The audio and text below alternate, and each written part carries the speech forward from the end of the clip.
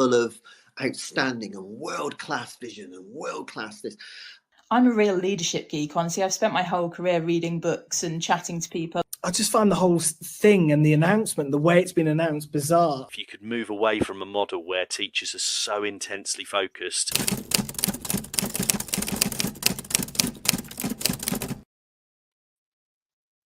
Hello and welcome to tonight's Education Tonight with me, Sir Mario. Woo, scary! I think we pulled that off. It's obviously Halloween. Halloween. Would have got away with it. It hadn't been for those pesky kids. I think that's all we're allowed to play at that. But obviously the kids are out getting their sweets. My daughter's just come back with this. Look at that. From one house, you were saying? That's just from one house. One house, one person. That's a lot of stickers. Yeah, so I know we get that. So thank you very much to that person. I think that is keeping us in sweets forever. Yeah, that'll do me for a while. So thank you to that very kind person. The British Dental Association is saying it's my idea to give kids sweets. Yeah, but it's not Mario. It's me, Adam Spence. So we'll get off the silliness and we'll launch tonight's show. So we are looking at the big news this week, which is the budget 2024. But it's not just Halloween; it's also Diwali as well. Happy Diwali to our Hindu friends and people who celebrate kind of Diwali this week. New Year's Day tomorrow, which is fantastic for all the people supporting or celebrating Diwali as well. It's also our anniversary, Brent. We had 2 years. 2 years together. Yes, honey. Yes, darling. Yes. Still good, isn't it, Blackadder? That whole joke. But we've got our mugs. So Tom will be happy that we're all kind of branded up.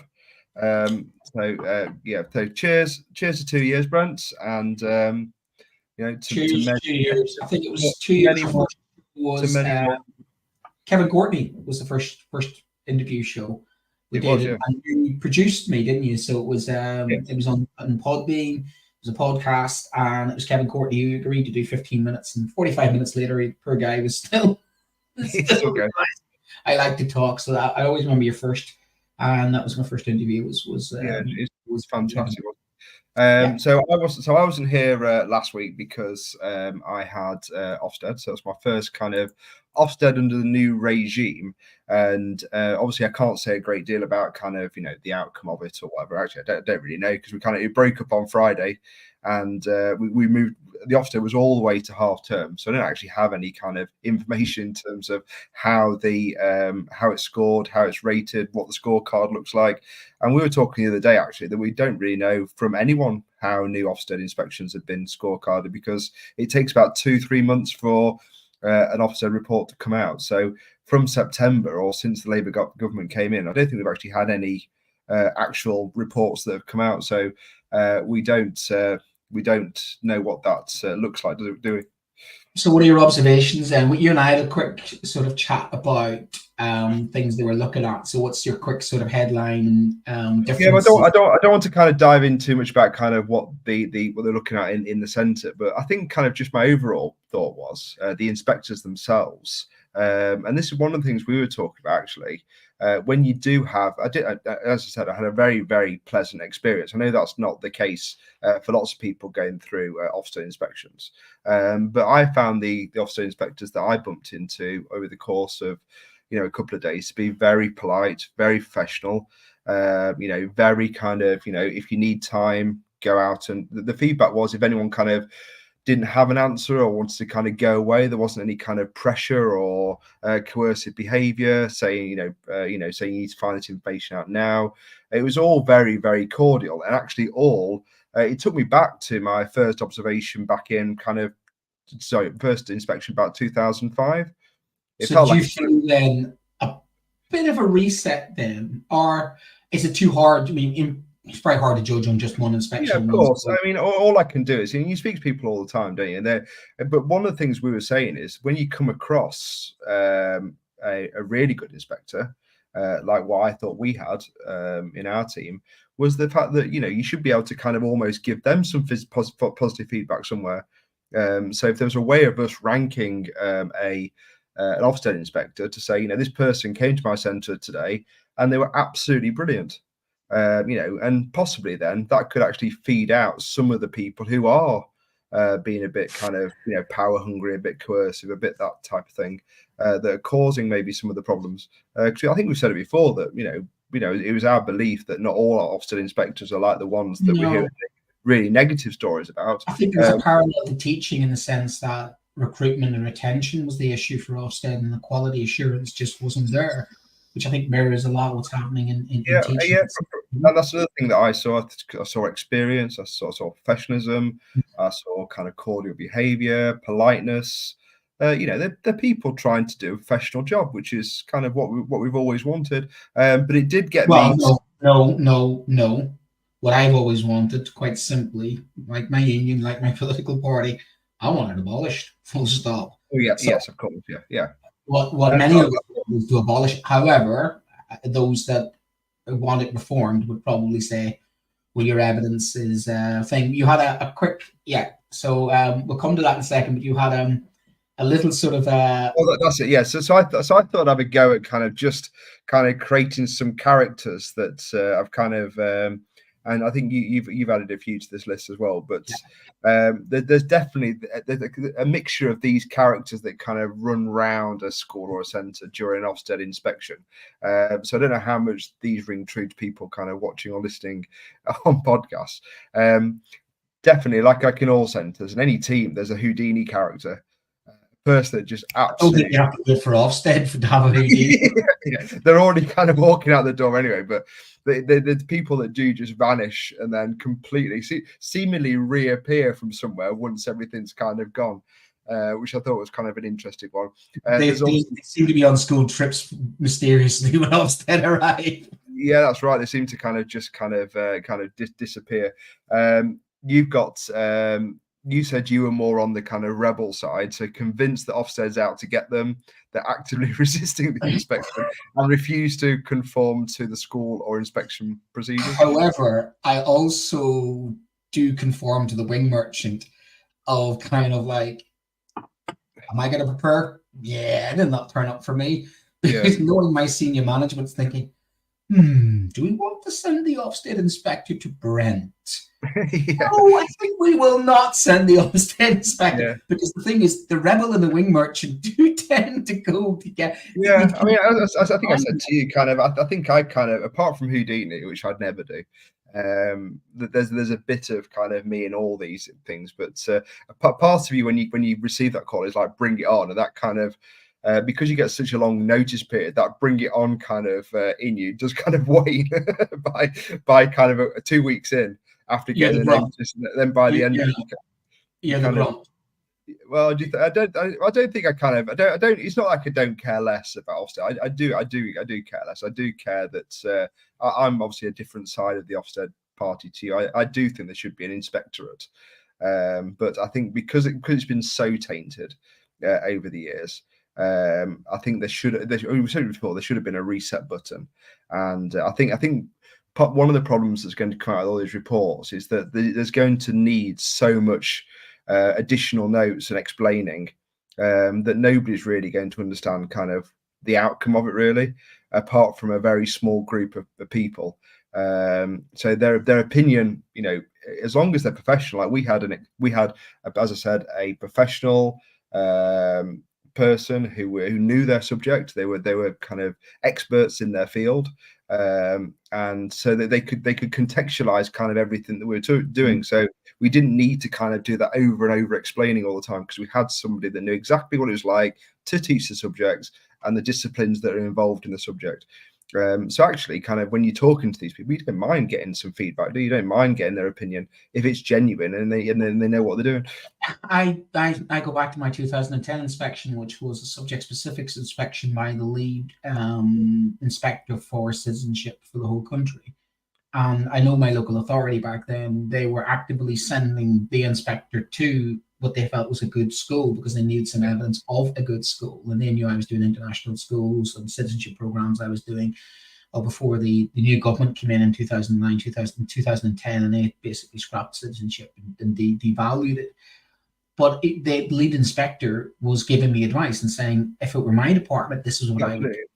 You know, it wasn't like they were actively trying to sort of encourage me to do things, but saying, you know, it's your department, you know, and it's your school, and the context of your school is important.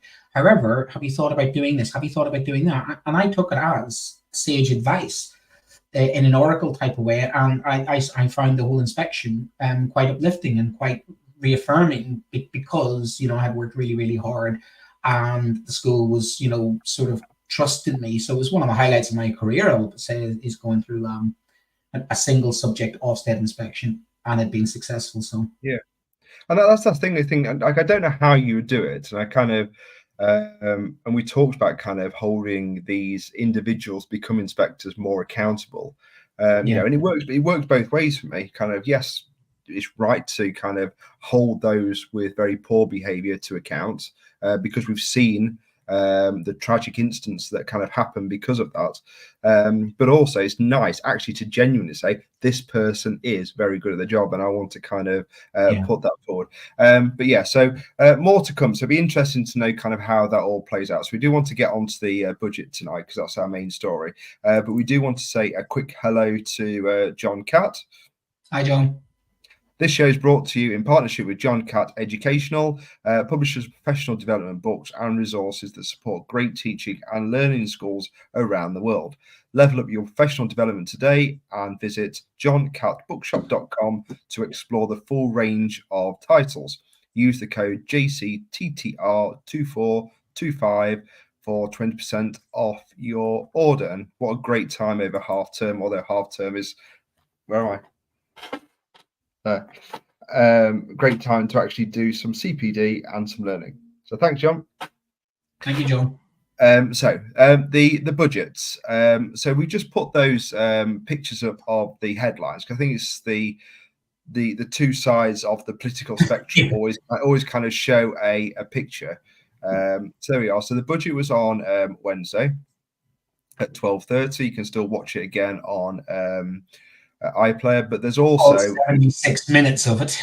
All 76 minutes, but there's also some great other clips from the Office of Budget Responsibility, and there's other groups that put out their kind of their own kind of things on kind of YouTube and stuff for people to kind of catch, kind of taking apart the story from there. So the first thing I kind of want to kind of hit tonight, Brent. And this is important, I think, because, you know, there's a lot of students who are looking up to coloured politicians. So the fact that it was the first budget by a woman, how do you think that plays out? Just the kind of that in itself. Well, she did say it. I mean, to be fair to her, she did realize the sort of the power in that. I mean, the interesting thing was, I listened to the whole thing beforehand, and you had the first Asian prime minister who was now leader of the opposition, and he was his last prime minister's question time, and obviously his last day as leader of the opposition. Yeah, Rishi Sunak made a good point there, didn't he? He to say really multicultural. Yeah, one of the points about it, you know, that the fact that he was the first Asian prime minister, and it wasn't a big thing. And the same goes for Rachel Reeves. You know what I mean? It wasn't a big thing. I'd like to hope it isn't a big thing, and that shows you how much, you know, things have changed. Ironically, as much as things have changed, you know, it was interesting. James O'Brien's take on it. He says, well, it's quite interesting that once they got the pleasantries out of the way, it was a bit of a love fest with Bye Bye Rishi, and they were the banter was brilliant in Parliament. It was, it was. It was really good, and it was good fun, and it was jovial, and it was respectful, and it was well mannered. As soon as the budget started, the amount of heckling, you know, I'm not a Labour supporter. I'm not a big fan of this current government. Surprise. But at the same time, I wasn't happy what I felt was some of the heckling and some of the way that the behaviour in Parliament. And I don't think that was acceptable. And considering what you'd had half an hour earlier, it was crazy that it just sort of flipped into a kind of mode, and it got very heated to such an stage that the deputy speaker, who again is a female, had to raise their voice, and it made me think, my God, no wonder our classrooms are the way they are and Parliament behaves like that. So I'll give her a credit's due. It was a long budget. There's a lot in it, and some are still unpicking the bones of it. Yeah, just on the kind of the visuals and kind of the message that it sends out to the students that we are teaching. So we've talked about this before about the behaviour of politicians.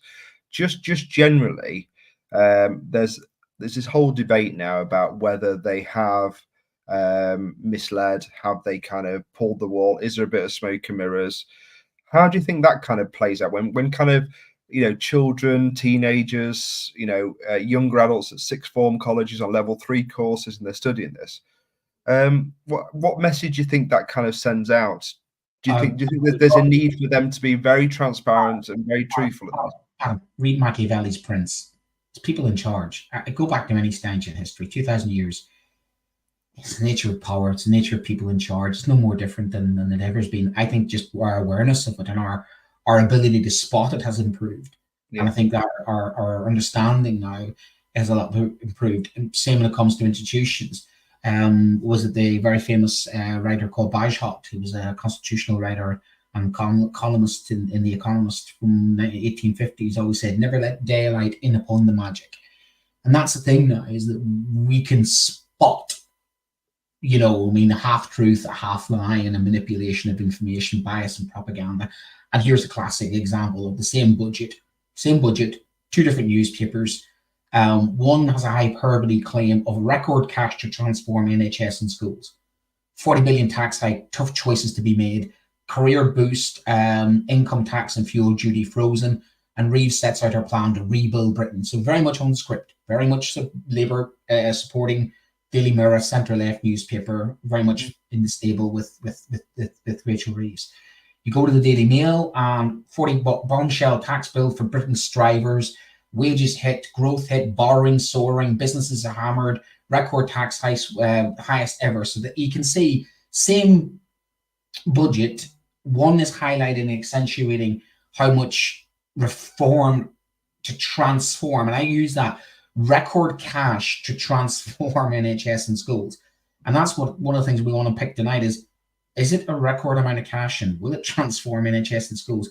And equally to the other side, and one of the things Rachel Reeves did say, and credit's due, is like, look, what would you do on the other side? It's easy to snipe, it's easy to criticize, it's easy to say from the opposition benches of like, you've done this, you've done that, but then you have to answer the question, don't you? What would you do instead? Where would you cut? And my top line analysis in this is, I think she went as far as she probably could without spooking markets, without recalculating things. And I think she has done a bit of a sleight of hand Houdini recalculation of debt. And I think that's what's annoyed. Even Rishi Sunak picked up on that, of like almost changing the rules and bending rules to get this budget through, which is your point of, is the government bending its own rules to change the rules?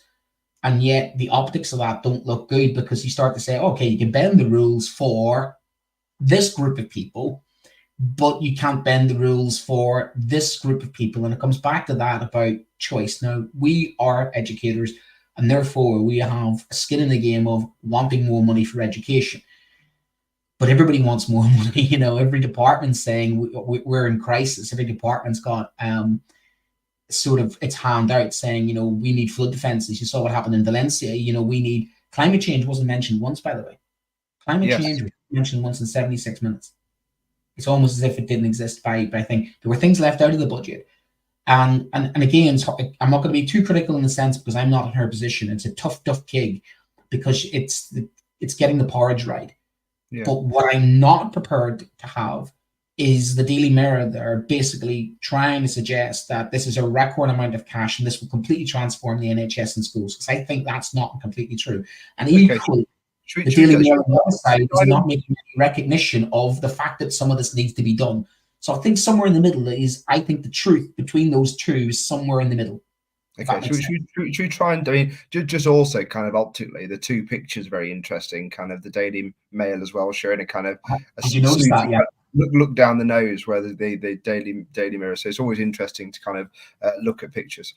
So should we go through some of the main points, and obviously we'll break for a kind of break in the middle of these at some point. But so the headline figure is the 2.3 million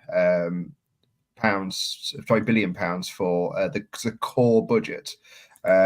So I mean, ultimately, that's initially when you hear that sounds very positive. It's money that's kind of theoretically it's extra cash.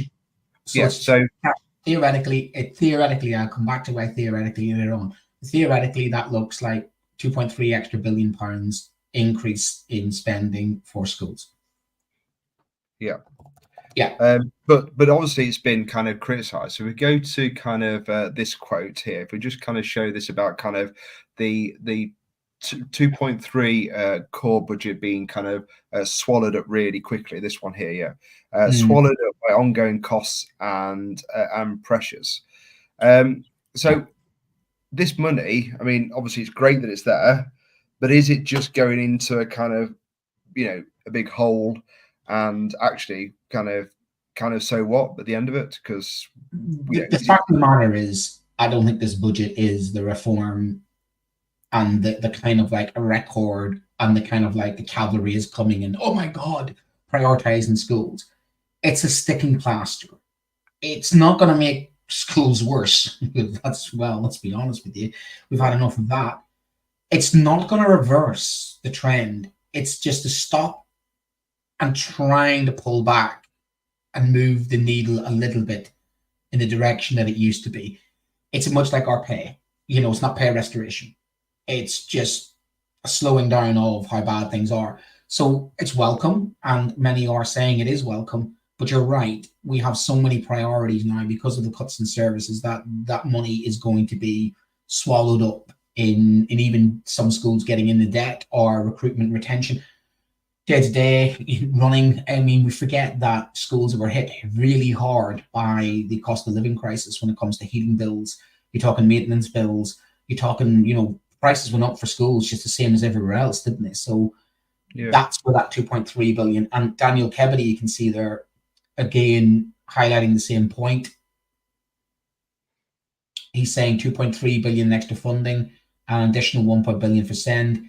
The schools budget and maintenance schools plus SEND. So it's 1.3 billion for maintenance schools block and 1 billion for SEND and 2.3 in total. So he's questioning the creative accounting and do those figures add up? But you can see the tweet below that that's the full budget notes in the kind of blurb underneath the budget. Notes that schools had already received an additional 2.1 billion in July, including a fully funded 5.5%. So here's the question, because obviously that is, if you think of kind of a yearly budget, if they do an autumn statement next year, presumably they're going to have to do something similar with pay again.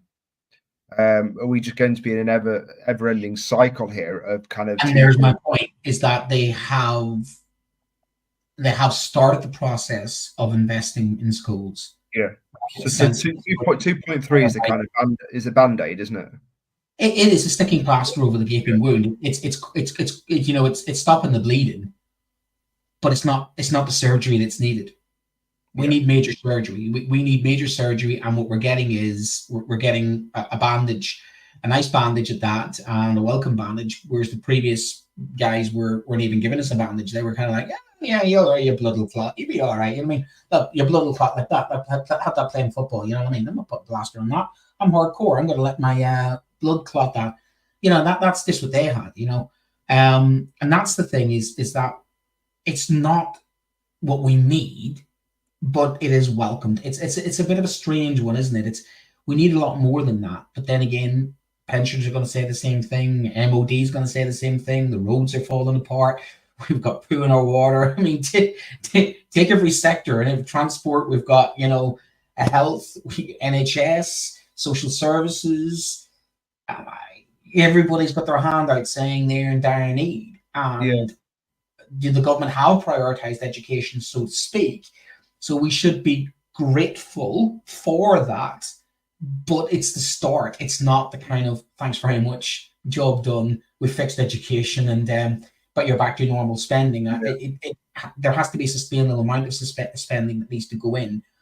And if we go back to our figures, if you just go back to the budget figures, that has all the other things, the maintenance, for instance, that will show us that there is capital spending as well. So we're looking. I mean, it's important to say. So I've just referred to some notes here as I scribbled down as I watched the budget. They're saying that all departments, including education, are going to be involved in this 2% efficiency and productivity target. Which the only thing that really means kind of AI, isn't it? Because there's a real need, and it's going back to that kind of need for SEND as well, because that was also the run up to the budget.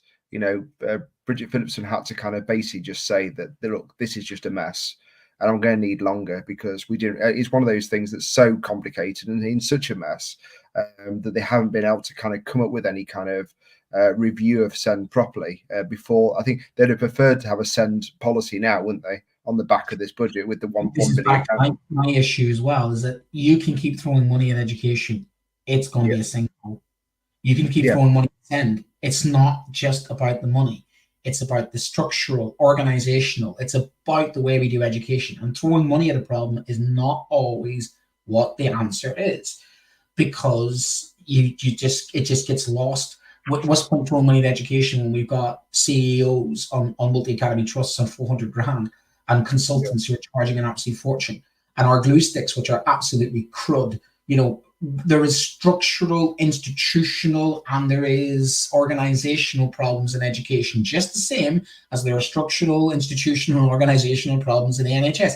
And you could throw another $1 trillion at the NHS, and where will that go? Into PFI schemes, into paying off people. It's not, you hope that the money goes towards recruiting more teachers, but as we have seen, it seems to go towards more bureaucracy.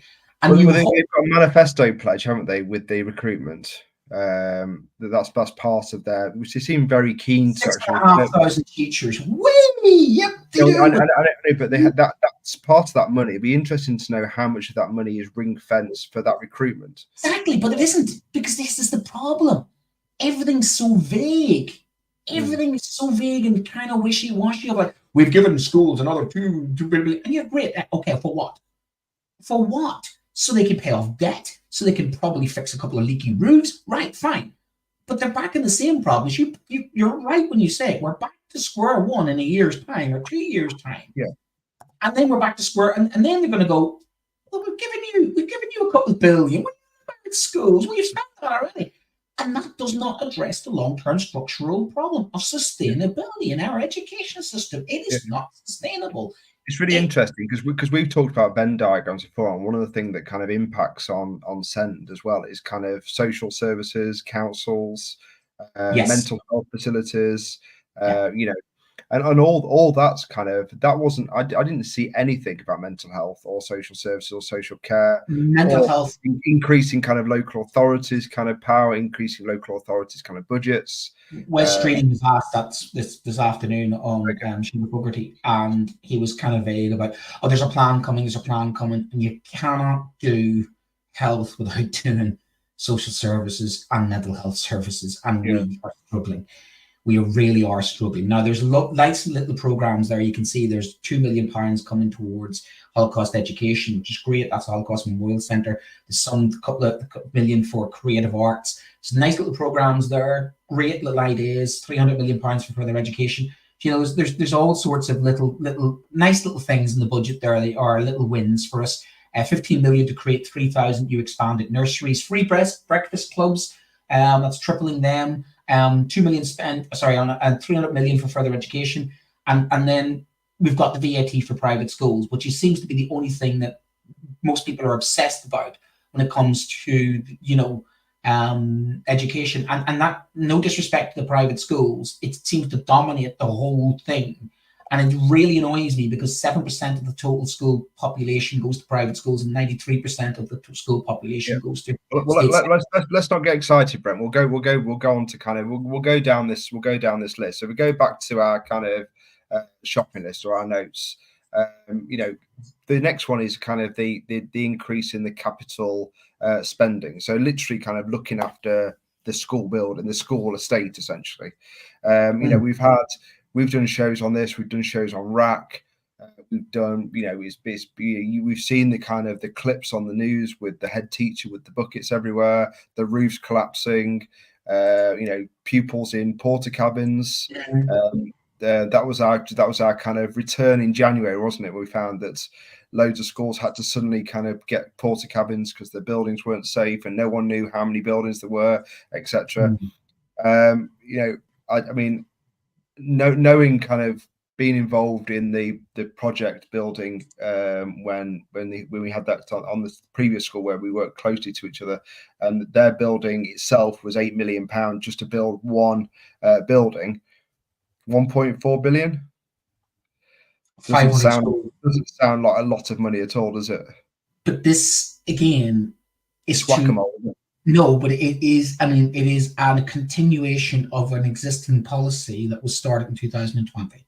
Okay. So this is not incrementally new. This is just them saying we will continue to rebuild the schools. Now, I'm in a 1960 asbestos-ridden, leaky roof that's got more holes in the Titanic, and we're due for a rebuild, and we're talking about phase 3, for instance. So this may be good for us as my own personal school, which, let's be honest with you, is held together by, glue tack, if we've got glue tack, and sellotape, if we've got sellotape. I wouldn't say glue sticks because they don't work. But that's what that will help with those 500. But how many schools are there in the country? There's 30,000 schools in the country, and there's 500 rebuilt in a decade. That's not exactly. What about the next decade? There's another 500. The next decade of 500. That's nowhere near enough, especially when you have your buildings, which are riddled. 75% of the school estate is riddled with asbestos. You know what I mean? And yes, it's welcome. It's great, fantastic. But we've also seen how many of those new build schools, which have come with, inappropriate buildings built badly, PFI scandals. New builds aren't always. Again, goes back to it. New builds aren't always the blessing that that we've seen. How many Teachers Talk radio shows have there been about I'm in a new build and the classrooms can't be used? I mean, with scandal after scandal of new build, schools built terrible specifications, locked into contracts, and giving over budgets of £500,000 a year because the grass is not 35 millimeters. I mean, so again, I question that. Where's the money? How's it going to be spent? Which schools do you prioritize? And what are you going to do for the rest of the 28,500 schools in the country? A decade, 2030, we build another 500, 2040, another 500, and 2050, another 500. You just see JLB across the bottom, Brent, about all these monetary figures are utterly meaningless to the public. Why 500 schools in a decade as opposed to 50 a year? Yeah, I mean, it seems, again, that's kind of when I started. Thanks, JBL, again. Again, it's that kind of smoke and mirrors thing. And so ultimately, if you're someone like me, kind of, I've just been through kind of Ofsted, British values and democracy, and they wanted to see how we were contextualizing everything and all that. It's a very difficult sell for me then back in the classroom, if when they turn on the TV, they are watching this kind of kind of David Copperfield experience of hiding one thing and moving one thing, and kind of, a bit like kind of when we had the kind of COVID graphs, it's very difficult to kind of follow any of them because each day they were a different type of graph and no one knew kind of if we were going up or down or where we were going all the time. I think you and I said earlier on, we were talking about this, I found the budget quite hollow. Even though there's 76 minutes of a budget speech, and education was pinged about 7 or 8 times through that speech. It wasn't just one section of education. There was a little bit of going here, a little bit here, and I was going ping. Oh, that's again. So there's a definite theme running through about public services, and education was one of the top priorities. Which is funny because in the manifesto and in the run up to the election, education was one of the things that was least talked about, which I find completely ironic. The only thing we kept hearing about was VATs in schools, which raised $1.5 billion. as if it will by the end of the decade. So this is the problem, is the general public, I think, is a disconnect. There's a disconnect between the general public and the reality of us in schools. And the reality of us in schools is watching simply the lack of social services and funding. And one of the things that has come out, and some of the likes of Sutton Trust and some of the charities are saying, is you cannot judge schools any longer just by the fact that the school educates children. We're now daycare centres, we're now feeding children, look after children, we're now nursing children. We are mission creep beyond, and the funding needs to reflect the wider role that we play now in the wider communities, because schools now are lifelines. You know, we saw that during COVID, and I don't think government recognises the crucial role that we are playing within the wider community, that we cannot do this in isolation. And that joined up thinking just isn't there. And that's the poverty, you know, alleviation, that's the housing, and that's how the schools fit into the overall health programs. When Wes Streeting saying he wants, you know, to move away from it, you know, fixing people and welfare and well-being. Great. Where does well-being start, Wes Streeting? It starts with children. So why don't we fix them when they're young so they don't crawl into the NHS when they're older? But no, that would be investment in youth mental health services. So I don't see any CAMHS funding there. I think kind of ideologically, though, was mentioned in the speech that the point of kind of the overall kind of theme, which is that businesses are basically going to be paying for all this through their kind of NI contributions. We'll go through kind of in the second half of the show what that might mean for schools. But the idea is actually that, you know, you can't just keep taking out the system, i.e. taking profit out of the system.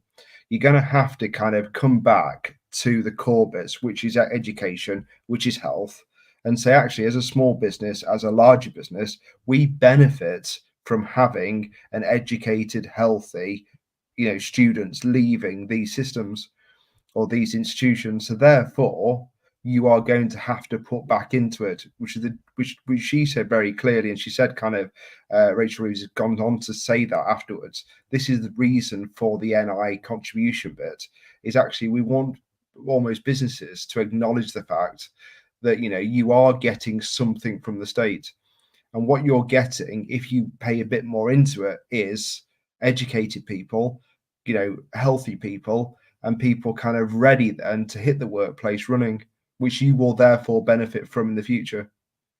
But at so the moment, it's opportunity cost for you. But at the moment, that's not what's happening. We aren't. Education is not preparing these young people. Education, attendance rate. I tell you, one of the things that I think they missed an opportunity to do is attendance officers. They should have people in the community, liaison, PCSOs, people patrolling the streets, people patrolling the streets and lifting the kids off the streets, taking them to their parents and saying, your child was out running the streets, your child was shopping when they should be in school. That used to happen. Where's that gone? And not only that, not only, you know, I mean, those individuals, yes, have a bit of the law behind them, but not just a bit of the law behind them. They build a relationship with some of those families and say, oh, God, you're bugging off school again. Come on, sit down and have a cup of tea and talk to me about what's the problem. We need those safety net services, because I tell you, the other thing they're going to do now is, because we're giving you all that money for school, right? Schools are going to employ attendance officers to then write letters to send to parents and say, how are you coping with attendance? We have employed 2 more attendance officers to monitor attendance. Yeah, the monitor attendance is going that way. That's not solving the bloody problem. That is just monitoring the problem. You know it's actually happened. And that's because schools are down. Well, we have to put this in place to improve our attendance. No, improve attendance. What's the problem with attendance? Why aren't kids going to school? Because the school building's falling down, because the curriculum's tired and old, because there's more entertainment at home in my Xbox, because I've got no teachers in my classroom. They're not even quality trained. All of those things we need to do to education, to make education fit for purpose. Don't come with this budget. That's the problem, though, isn't it? It's like all of these things should have had kind of these policies raring to go as soon as Rachel Reeves left the dispatch box on Wednesday. Bridget Phillipson should be immediately coming out and saying, this is the curriculum review, this is the SEND review, this is what we now need to do with that money. We'll kind of go into a bit more detail. We just want to JBS got the name for them. Look, kids in the 60s feared the school board man. Remember those? Yeah. And literally, they patrolled, didn't they? They went round and they knew all the hotspots, but they also got to know people. And they also were about, the connection to the community, wasn't it? The community knew who they were. They'd bring them up and say, right, but like the dog warden, Yes, okay, so we're about halfway through, just over halfway through the show. So again, we'd just like to say a big thank you to our partners for the show, which is John Catt Educational, publishers professional development books and resources that support great teaching and learning in schools around the world. Level up your professional development today and visit johncattbookshop.com to explore the full range of titles. Use the code JCTTR2425 for 20% off your order. And you can see it just running along the bottom there. So please feel free to kind of visit John and and kind of look at the back catalogue of stuff. There's fantastic stuff always from John Catt. They're always quite kind of short books, some of them, so they're quite good just to kind of pick up and just get a quick snapshot or something else to add to your toolbox, which is always what teachers are after, really. Kind of, they haven't got time to read a kind of 350-page kind of document or something. Quite a nice short kind of key. Even when you're doing some CPD qualification, do you end up doing things like that? But even then, you do want it broken down a little bit, don't you? Yeah, you just need kind of like the bits that are going to really improve practice, and that's what John Catt's kind of stuff does. So if we go to the VAT one, because that is we've done a big show on that already, and we had a head teacher on from an independent school, and he was worried, and I don't think there's anything in that budget that's going to alleviate his worries or concerns about kind of what's going on, but it's happening in January. Yes, it is happening in January. I agree in principle with the theory of it. I think that JBL's just across the bottom about being chased across the common by one of his tenants. Yeah, it's January. It's coming in, and I think that's one of I agree in principle the theory of it. I don't think it's practically been thought through, and I don't think it's been. I think they made this pledge during the election manifesto, and they're now put themselves into a bit of a bind. And as a result of that, I think they have to follow through with it, and it's going to have unintended consequences.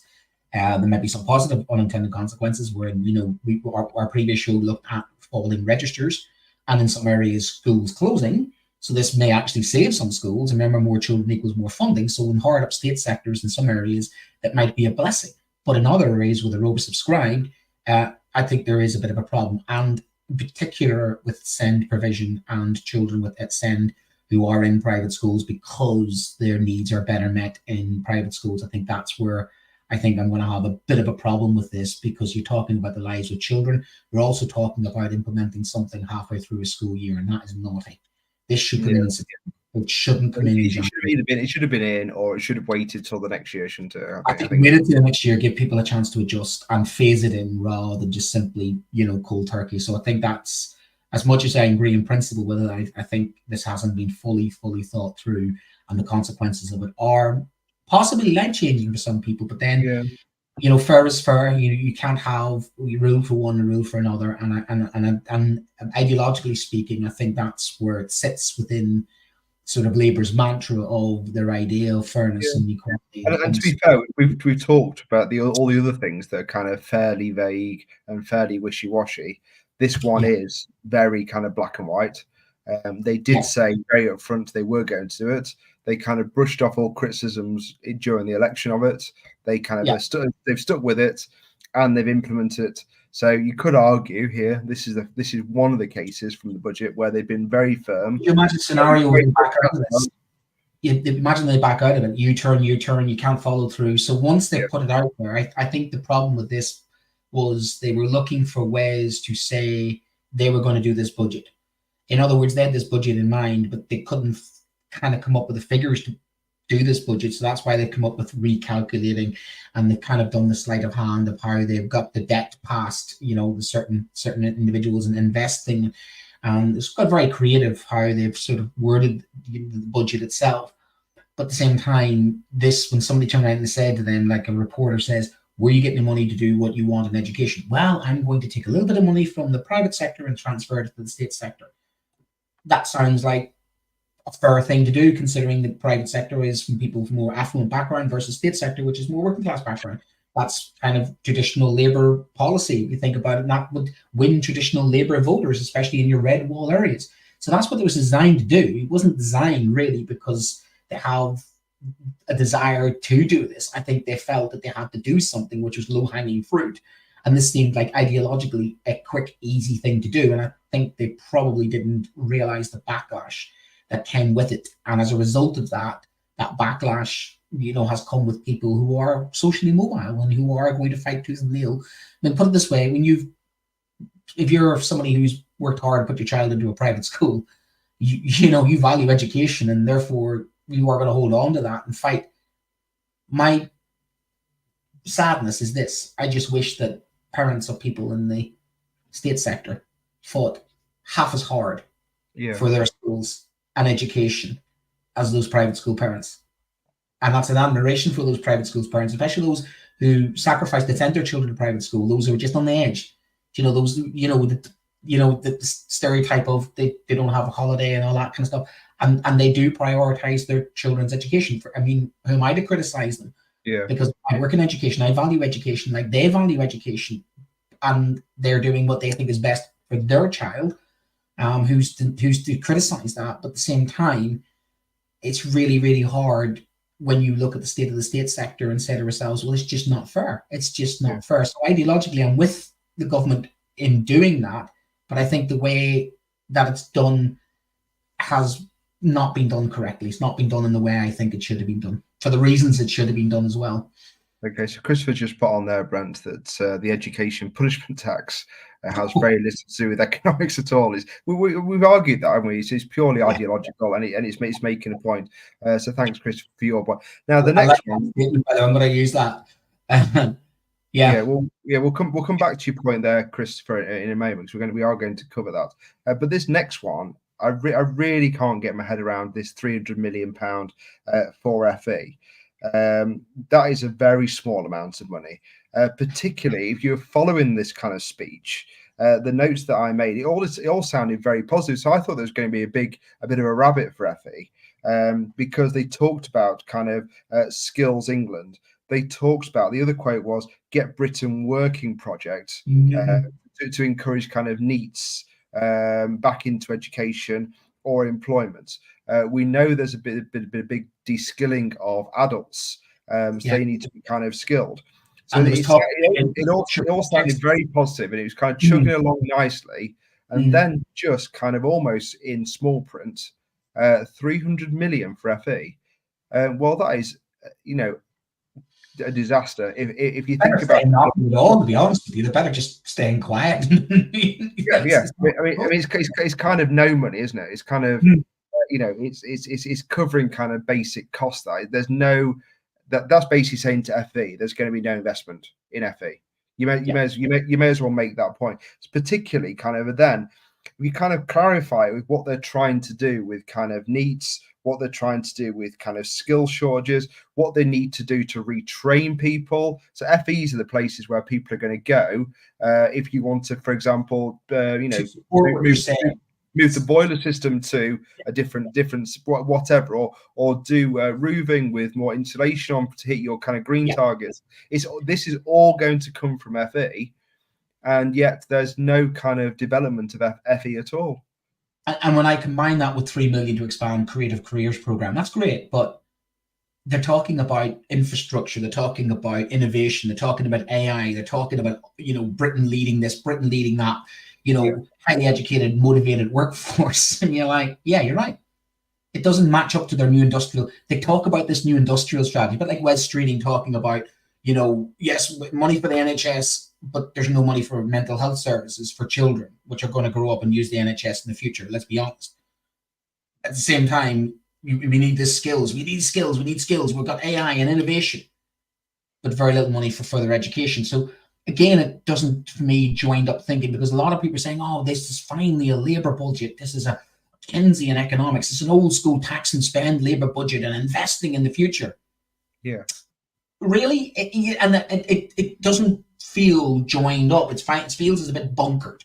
Well, we know, don't we? We know because the opposite budget responsibility has given the verdict. Yeah, I think we moved from like 1.3% growth to like 1.5% growth.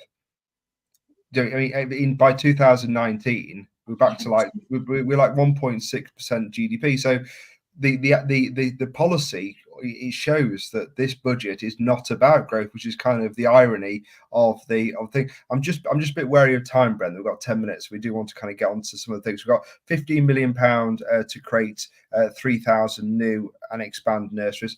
Again, insignificant amount of money. But this one here is interesting about kind of the tripling of the breakfast clubs.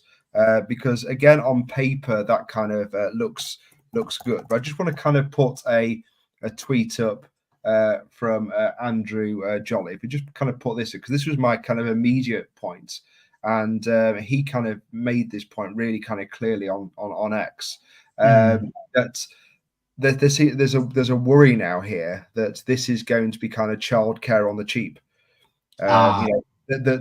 Schools could open early.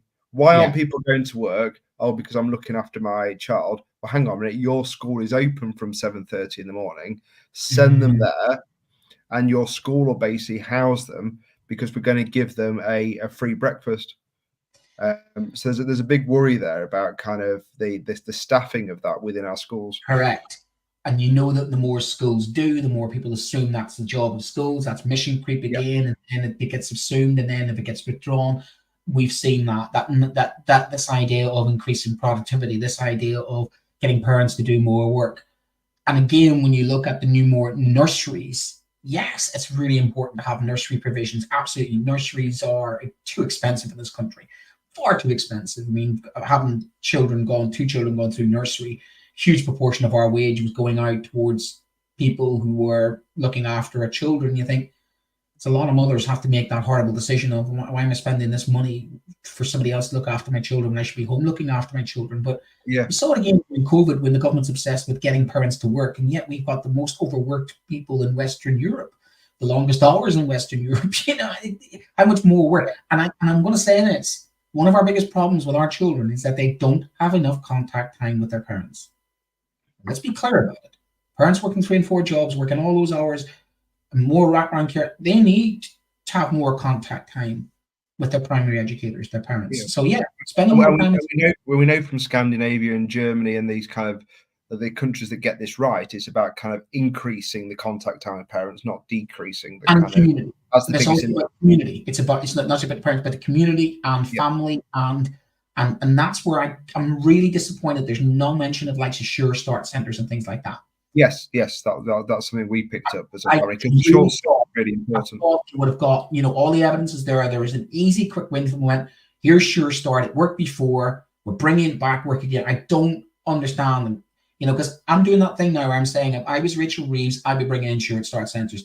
I'm not going to do the opposition in the other side, go and criticise. This is the things that I would do in education policy because that is evidenced as working and closing the disadvantaged gap. That's the thing that's really, really driving a lot of problems in education is the gaps that we see opening up in schools because the SEND is compounding that. All the behavior gets compounded by that. So many things get compounded by the social mobility gap. So anything you can do to close that gap can really help. And education can help close that gap, but it cannot do it in isolation. It has to be connected to social policy. Okay, right. We're rattling through time. This has gone really quick, actually. This one, maybe we should get a bit more time. But this big one that we both kind of picked up on the impact of NICs with on schools. Did you say earlier that you're getting the kind of mood music that schools may be made exempt from this because we haven't had a kind of cast iron thought on this, have we? That tweet was from Daniel Kebede, NEU, and he's reshared that. And according to school leaders, were told that last night in a briefing that would not be the case. That the budget would say that it's cost schools, but we'd be fully funded and the schools be exempt from that. So we're going to keep an eye on that one because it's kind of the sleight of hand of this is what a lot of people with the budget are saying. If like, okay, employers are going to pay more national insurance, but you've got minimum wage. What they'll do is they just cut the number of hours or they'll cut the number of staff. So this is that kind of Laffer curve type of economics model where if you overtax people, you don't get as much back. It's one of the laws of economics. You know, you got to get your correct level of taxation. Overtax people, they don't spend.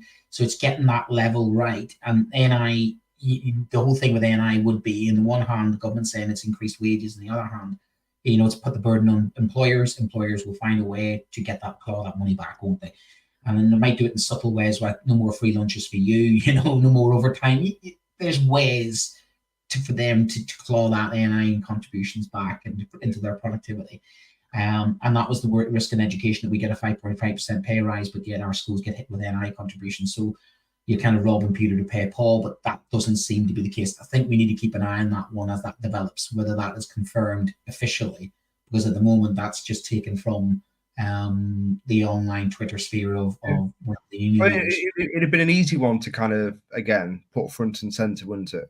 Just to say exemptions are, just to mention it within there. It'd have been easy to kind of then just kind of keep that stress away from head teachers as they kind of heard that. So I'm sure a lot of them went into a bit of a cold sweat when they saw that, because that's the nurses, and it does that the whole public sector. So again, when I said earlier on, I felt the budget was quite hollow.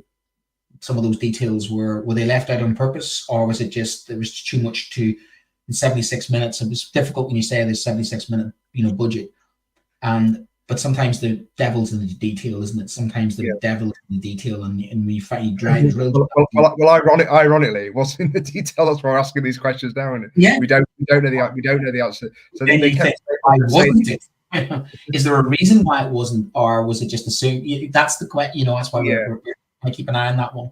Yeah. Right. Do you want to kind of we've got a couple of minutes left. So the last one on the list was and something close to your heart, was the 2 million for Holocaust remembrance and education. Yeah, I mean, I've been up to the National Holocaust Memorial Centre up in Newark and in Nottinghamshire. Fantastic facility.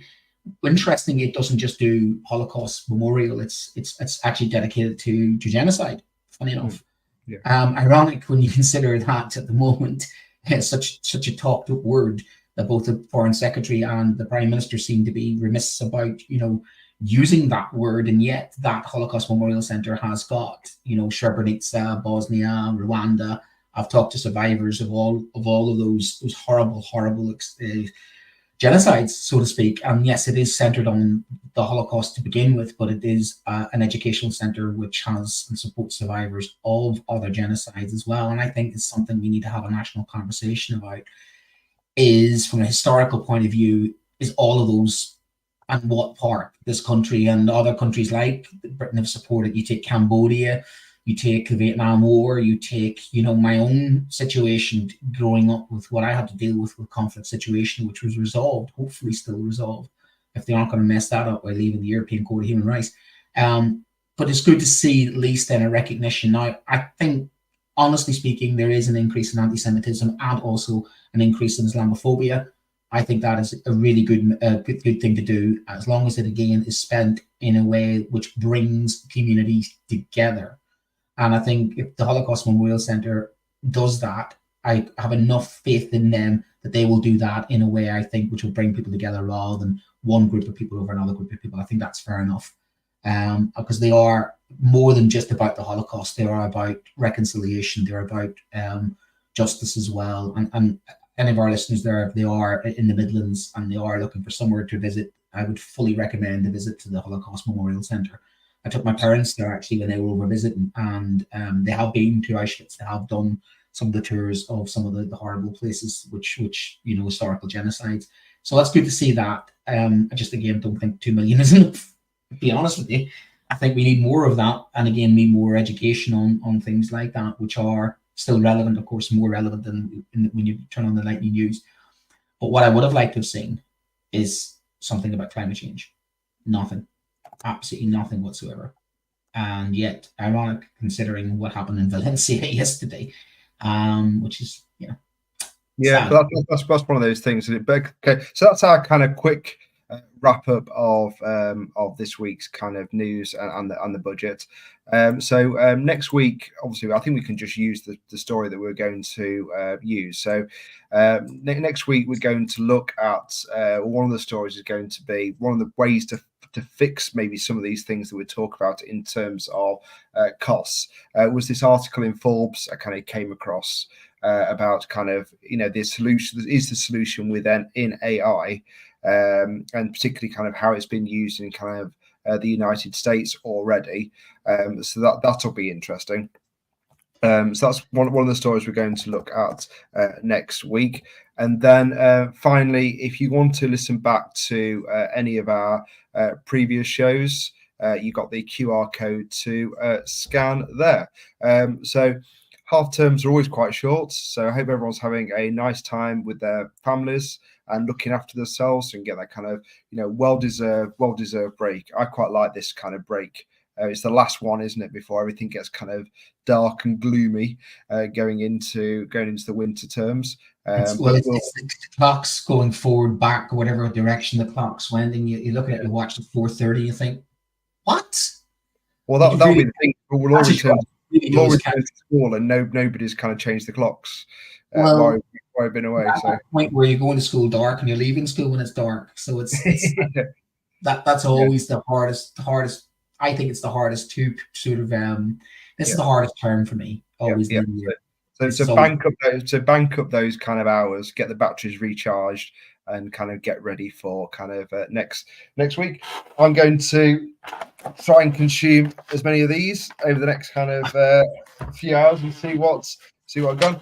We've been complimented on our outfits tonight, Brent, which is kind of key. So thank you to Tom. Cheers. We like to make an effort for you, sir. So good night, everyone. See you next week. Would have got away from it if I hadn't those pesky kids. Full of outstanding and world-class vision and world-class this. I'm a real leadership geek, honestly. I've spent my whole career reading books and chatting to people. I just find the whole thing